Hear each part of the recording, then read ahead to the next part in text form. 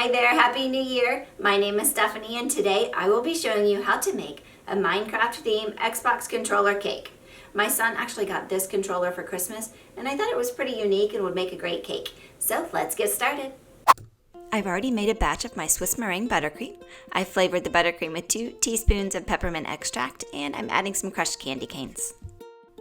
I'm filling my chocolate cake with a layer of the peppermint buttercream, and after I've smoothed it out, I'm adding a second layer of chocolate cake. And now I'm giving it a crumb coat in buttercream.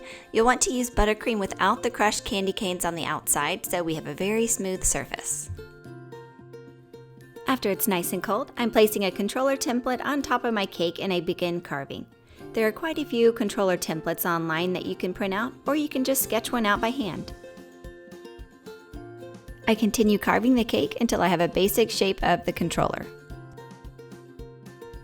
And then I begin rounding out the edges of my cake. The cake recipe that I'm using is one that is incredibly delicious but is hard to carve. So I'm giving it another coating in buttercream and then I chill it once again. To make it look more like the controller, I carve out part of the back of the cake, kind of down at an angle, and then I pull out the extra cake. I repeat the process of carving on the front and on the sides. And now I'm thinning out the top just a little bit more, and then I give it more buttercream and pop it back into the refrigerator. After chilling, I smooth out the buttercream with a hot spatula. I get my template back out and I mark where the joysticks are. And then I spoon out the buttercream in a circular motion. I wanted the edge of 2 of the circles to be slightly raised, so I lined them with a thin log of modeling chocolate. It's time for the fondant. I roll up my fondant to about 1/8 of an inch thick and I place it onto the cake. I needed to cut away part of the green fondant because the underside of the controller is black. You may need to get your template back out for this part. I used the back of my X-Acto knife to score it and mark where I wanted to cut the fondant, and then I went back over it to cut the fondant away. I repeated this process on the back of the cake and then I cut away the excess from the sides. Since this cake is an odd shape, I smoothed it out with an extra piece of fondant that I had dusted in cornstarch. I'm covering the back of the controller in black fondant and then I cut away the excess.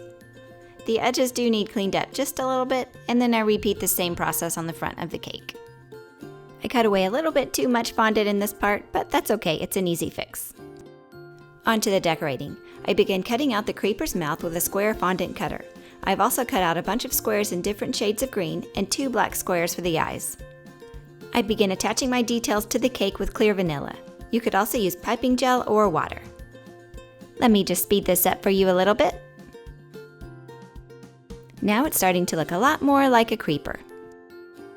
I just need to cut out more fondant pieces for the buttons and joysticks. I'm using a couple different cutters to make these buttons. Here I'm using a coupler and the back side of a piping tip. Another fondant detail here, my son says this is called the D-pad. I'm using a square cutter to cut out a T-shape. And I continue attaching the pieces with clear vanilla extract. For the buttons, I got my template back out and I marked where I wanted them, and then I attached them to the cake. And just a few more details for finishing up these joysticks. Next up is the Xbox logo. I rolled out 2 thin logs of fondant and I'm attaching them to a black fondant circle in the shape of an X. Onto the back of the cake. I've cut out a strip of black fondant and I'm cutting it down to the proper shape, and then I'm scoring it with the back of my X-Acto knife. This will make it look more like the bumpers on the back. We also need a USB port and a little button on the back. We can't forget the 2 triggers. I'm finishing up this cake by painting the letters on the buttons. The paint is white food coloring dust mixed with a little drop of clear vanilla. Here it is, the finished Xbox controller cake. Thank you for watching, and I hope you enjoyed this and learned how to make your own Minecraft Xbox controller cake. If you like baking and games just like I do, be sure to hit the subscribe button down below. You can also find me on Facebook, Instagram, and Twitter. See you next time. Bye.